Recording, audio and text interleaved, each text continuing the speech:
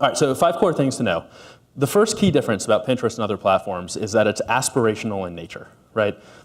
So when I think about comparing, especially I always get asked, what's the difference between Pinterest and Twitter? What's the difference between Pinterest and Facebook?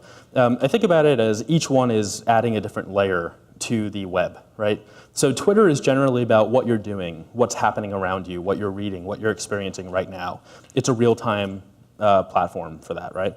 Facebook is based on the concept of who you are. Who do you know, right?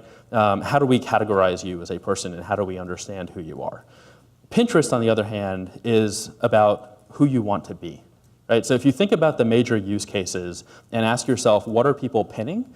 It's where they want to live, what they want that kitchen to look like, how they want to change their significant other, what they want their next car to be, what they want their next outfit to be, what they're buying for holiday gifts this year, right? It's about the future. It's aspirational.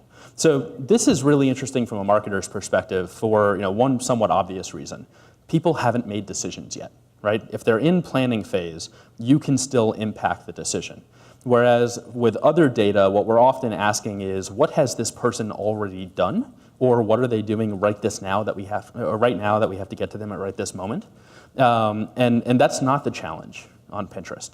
So it's a much more direct connection in that way between potential purchase intent or decision intent and what the person is pinning.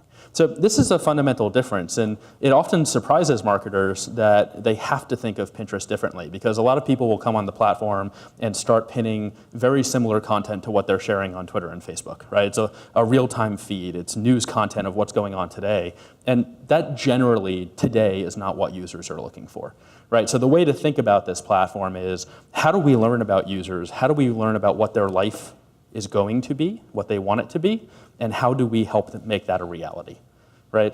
That's the fundamental difference, and that makes it an incredibly powerful platform from a marketer's perspective out of the gate.